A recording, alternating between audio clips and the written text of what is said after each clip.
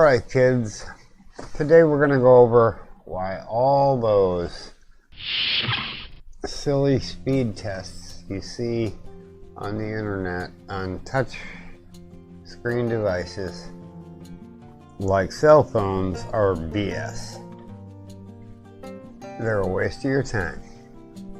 They're not accurate because they don't take into account all the variables involved. The human element, the touchscreen variables.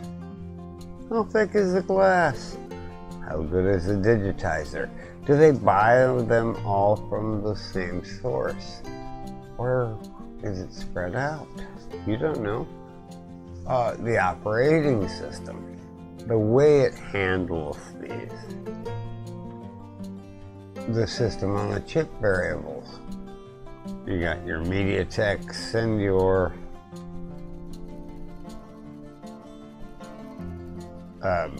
Snapdragons from Qualcomm, and you've got your Kirin processors. We're only talking the high end. And then we have the developer variable. Was it written to access just one of the processors, and we're going to assume everyone's running octa-cores here, or one of the 8 to get going. Big difference, huge. So let's start going through those. Alright, the first, the human element. I don't care who you are. If you're pressing 2 screens at the same time, it may feel like you did it perfectly. Let's assume at today's speeds 2.8 billion cycles a second. In other words, that's how quickly instructions are being processed by the SoC. 2.8 gigahertz. Good chips. Let's just assume they're all the same. If there is a 1 microsecond or millisecond variable between your 2 fingers on the touch screen, assuming all other things being equal, one chip gets 2,800,000 cycles head start. Uh-oh. That's no good. And you get touchscreen latency. It can vary. All kinds of differences on this. The glass on the front. How wide your finger is. Yeah, and then people will, well, I just use 1 hand and 2 fingers. Still wrong. There's just no way in hell you can get them right. So what else do we have? Operating system. Well,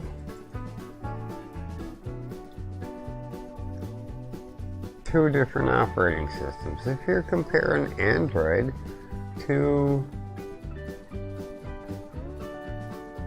iOS,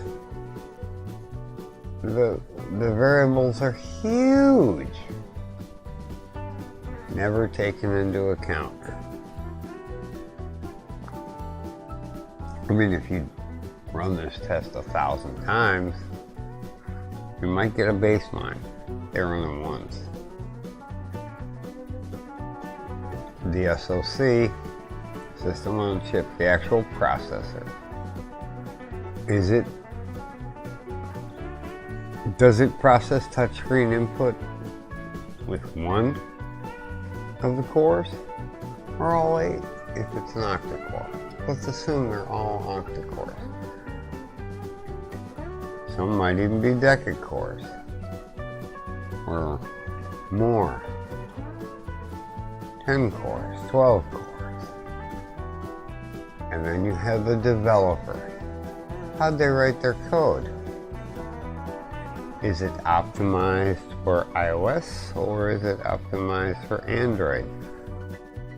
And none of this includes whether or not, and there's a big one, there's a skin on board. Yeah, the skins have an effect. You know, the display you're seeing on your screen as to how quickly things open. There are variables built in. So the next time you decide, oh, I'm going to check out the Mate 20 speed test versus everything, or the 1+T speed test. It's all bullshit. Don't waste your time. It's not accurate. No offense to any of the guys I watch all the time. People do these. In a lot of cases, it's just to bring in people. That's why they'll do 28 camera tests. Don't waste your time.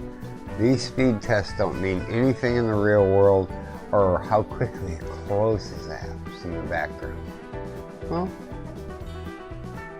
sometimes you gotta ask yourself, okay, so it closed 3 of the apps and this one didn't.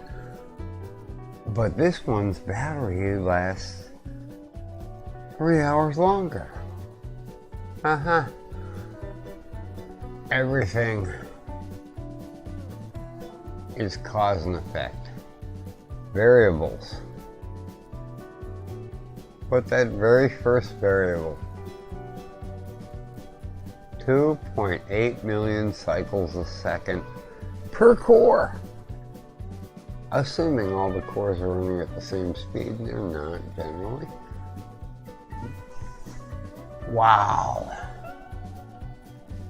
And who leaves like 12 apps open on their phone, hoping to come back to 3 different games or 2 different games?